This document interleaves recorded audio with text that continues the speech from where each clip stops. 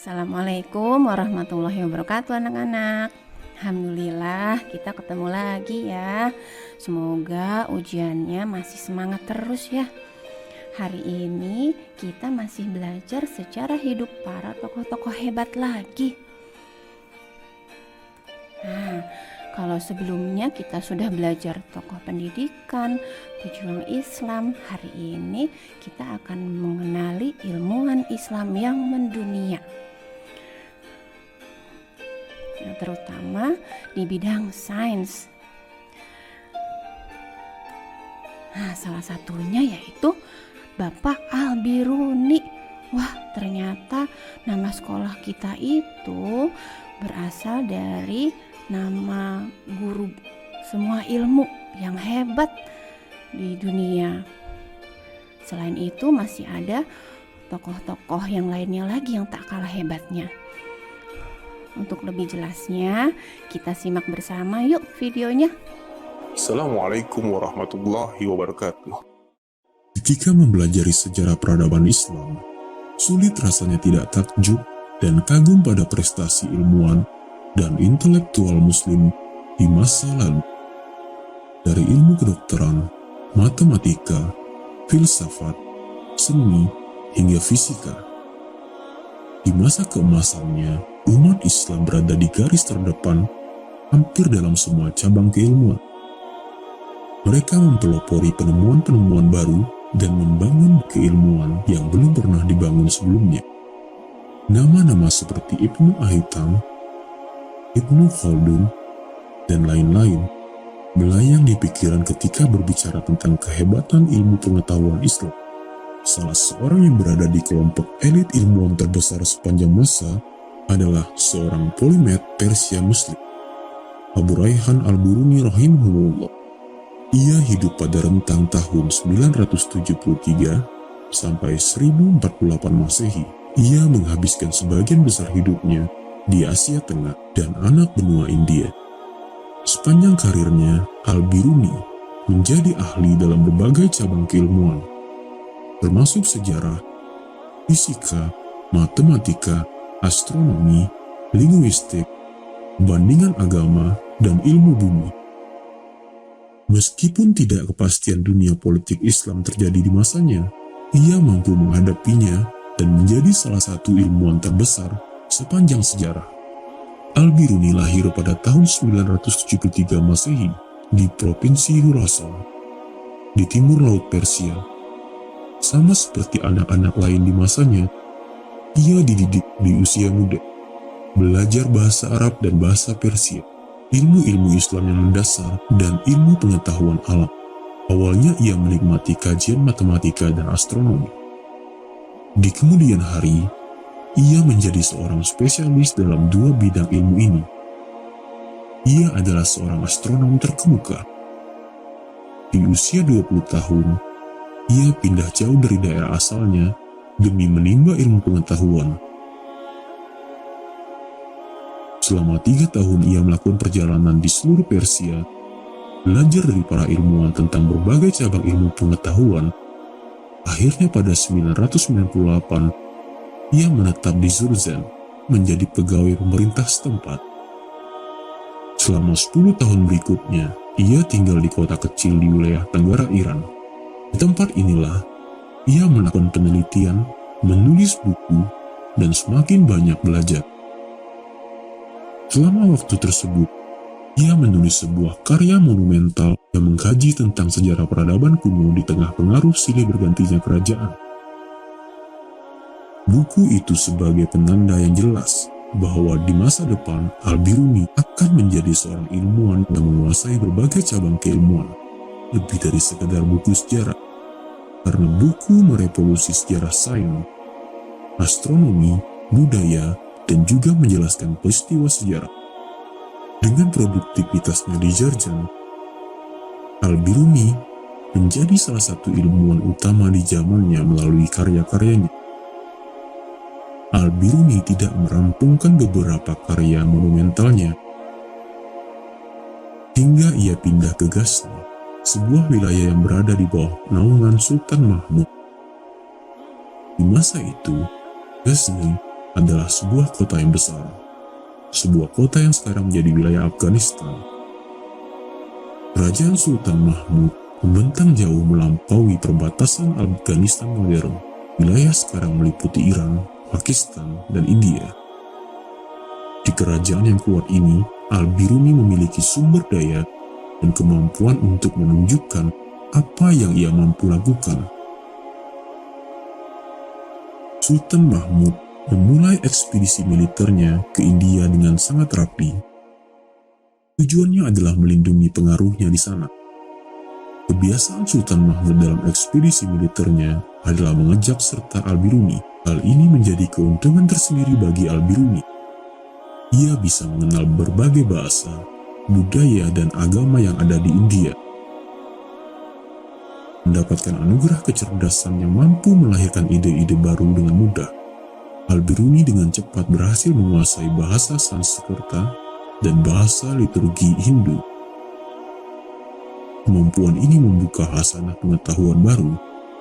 Ia bisa mempelajari budaya India langsung dari literatur-literatur aslinya, kemudian membandingkannya dengan buku-buku dari belahan dunia yang lain. Ia menerjemahkan buku dari bahasa Sanskerta ke bahasa Arab dan Persia, juga sebaliknya dari bahasa Arab ke bahasa Sanskerta. Al-Biruni berpandangan bahwa beragamnya peradaban bertujuan untuk saling mempelajari satu sama lain, bukan saling menghancurkan.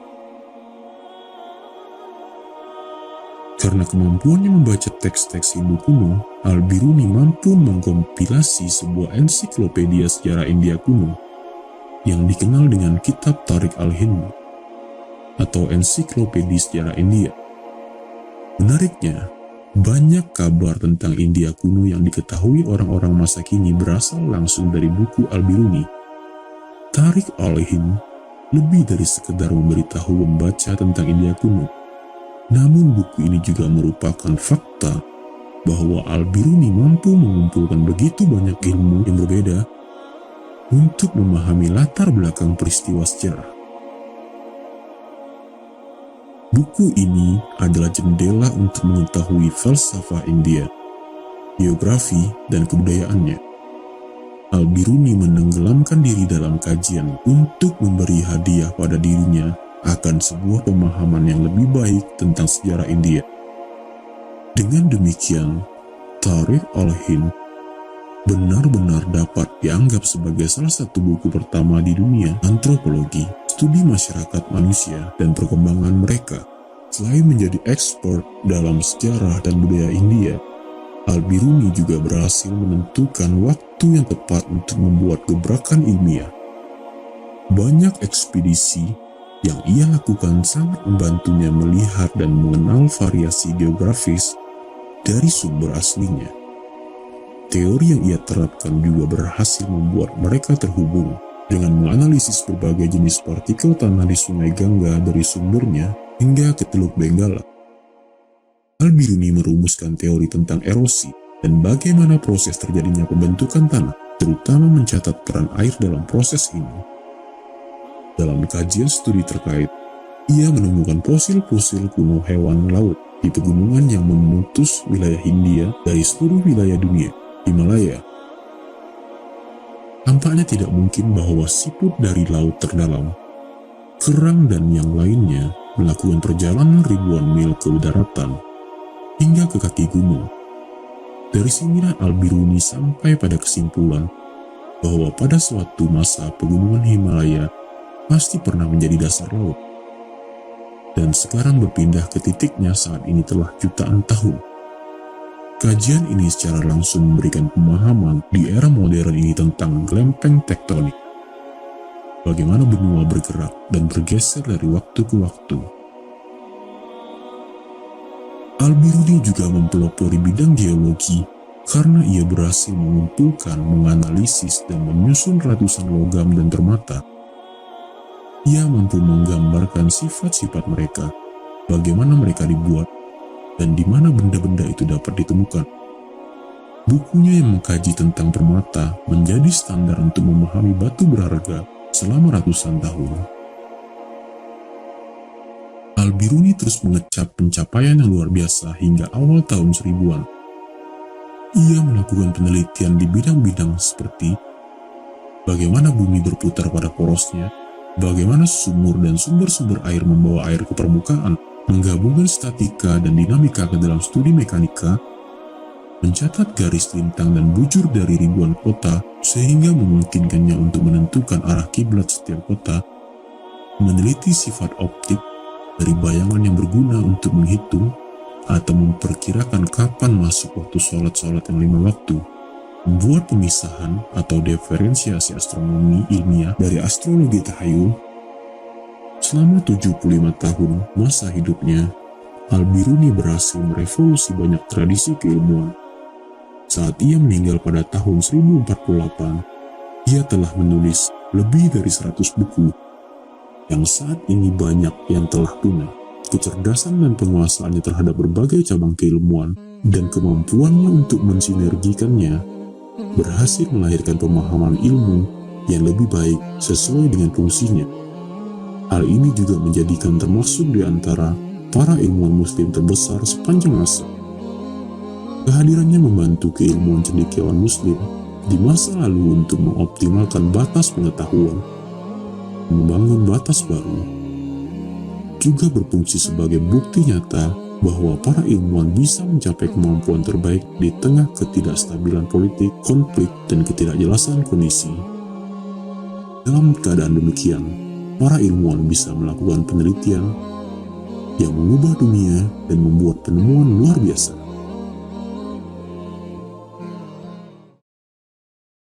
Ibnu Yunus adalah seorang ilmuwan muslim yang namanya diabadikan pada sebuah kawah di permukaan bulan.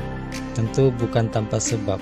International Astronomical Union mengabadikan nama sang astronom di kawah bulan lewat adikaryanya Al-Zid Al-Hakimi Al-Kabir. Ibnu Yunus dipandang telah berjasa menyusun sebuah tabel yang sangat akurat.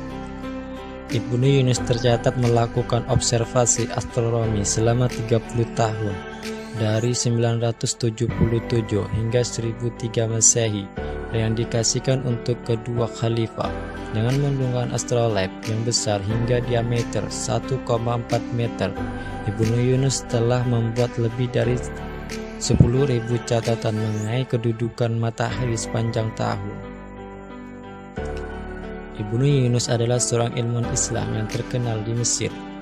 Ia merupakan seorang ilmuwan astronomi pada tahun 99 atau di abad ke-19 Masehi. Ibnu Yunus mempunyai nama lengkap Abu Al-Hasan Ali Abi Sa'id Abdul Al-Rahman Ibnu Ahmad Al-Sadafi Al-Misri. Ibnu Yunus adalah seorang ahli astronomi berkebangsaan Mesir. Ia sering disebut Ibnu Yunus yang terkenal lewat karya astronomi. Tidak heran jika orang-orang Mesir banyak mengenalnya lewat pemikiran yang sangat luar mengagumkan itu. Pada tahun 99, Ibnu Yunus menyusul tabel-tabel astronomi sebanyak 4 jilid. Di kemudian hari, buku tersebut diterjemahkan dalam berbagai bahasa di dunia. Salah satu kitabnya berjudul Gayat Al-Intiqa, yang di dalamnya berisi tabel pola astronomi yang digunakan untuk mengatur waktu Kairo sampai abad ke-19 Masehi.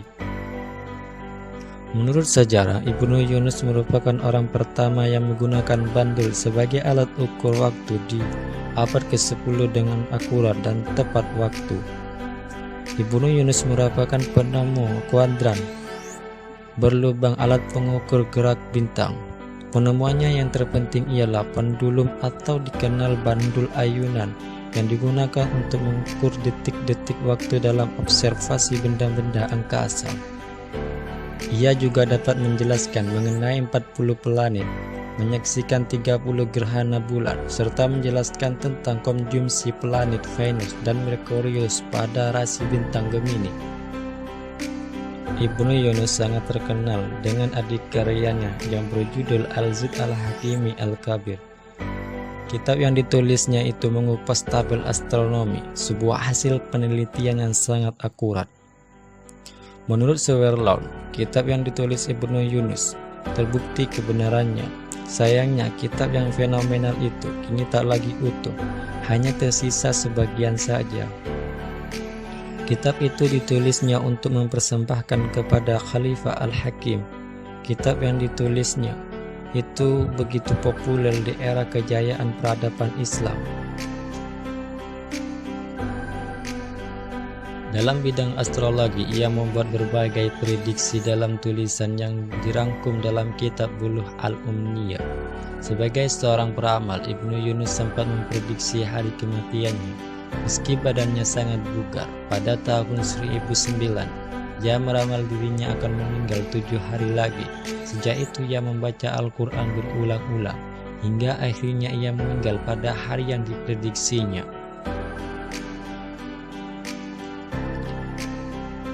Dalam bidang ilmu matematika, Ibnu Yunus juga dikenal sebagai matematikus ulung. Ia telah menguasai trigonometri yang sangat rumit pada abad ke-10 Masehi. Matematika yang dikuasainya itu dikembangkan untuk meneliti dan menguak rahasia benada-benada di langit.